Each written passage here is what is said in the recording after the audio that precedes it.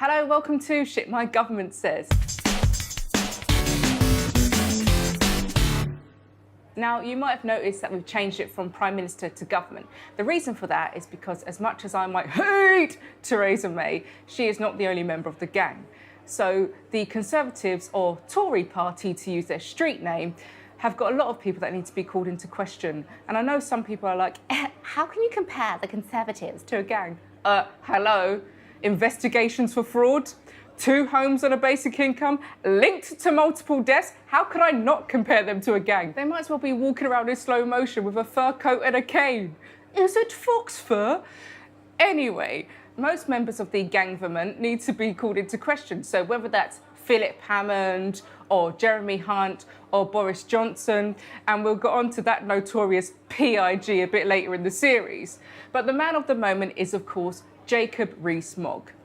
And I know we're supposed to love him because he wears a top hat and he has a child called Sixpence or whatever, and he's from 200 years ago, even though he's only 48 years old. But behind that celebrity persona, he has some really disturbing beliefs. But all they want to do is focus on how fun he is, how energetic he is, how charismatic he is. Look, he's hilarious. Look at some evidence of him being funny. I'm afraid I'm not wearing a wig.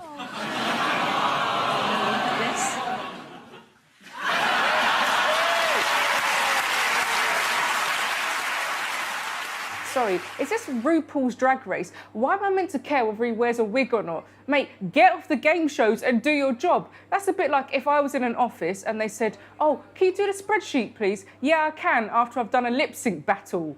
Now, while the Tories are trying to make Rees-Mogg out to be the latest celebrity, and I know he's probably going to be eating crocodiles with Ant and Dec and he'll be live at the Apollo next week, but he does actually hold some really disturbing views. What's your personal opinion? My personal opinion is that life begins at the point of conception and abortion is morally indefensible. You say you were Prime Minister and a woman is raped by a family member, right? You would say she had absolutely no right to have that baby aborted? No, she would have a right under UK law. Yeah, but you wouldn't agree with that, right? So life is really precious to Rees-Mogg. Oh, apart from that time when the Tories killed thousands of people from fit to work assessments, then it wasn't. And oh, apart from the time when they tripled homelessness and made people die in the streets, then it wasn't. Can you imagine this guy reading through the Bible? Thou shalt not steal. Some lefty nonsense about compassion or some rubbish. Jesus died and was risen. I think I've got it. And all he could say about that really weird stance he was taking was, that's morally indefensible. Yeah, this is the same guy that thinks that using the wrong fork is morally indefensible. And the worst thing is, that's not the only bizarre view that he has. What are your views on same-sex marriage? Is that something you support? I'm a Catholic and I take the teaching of the Catholic Church seriously in matters of faith and morals. Marriage. I mean, I'm a Catholic, but I actually don't agree with the Catholic teaching. Well, that's fair enough. You do? I support the teaching of the Catholic Church. So you oppose same-sex marriage?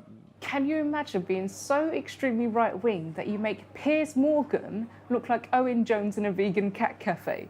Do you know what? I'm going to start Googling elocution lessons and going around on a top hat, because apparently that's all you need to get away with saying the most horrendous stuff.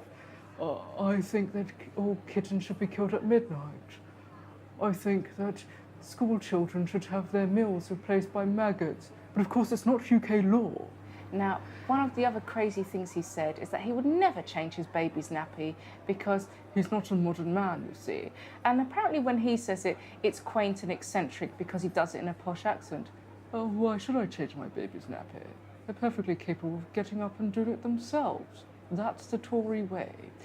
But can you imagine if this same guy was on, say, the Jeremy Kyle show and he was just a working class bloke?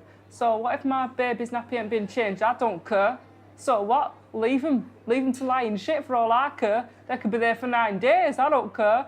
Everybody will be saying, oh, this chav, oh, they need to have their kid taken off them, oh, they don't know what they're doing. But apparently when he does it, it's eccentric. Yeah, where I'm from, we don't call that eccentric, we call it being a waste man. So I'm off to go on Amazon now and see how much a top hat costs.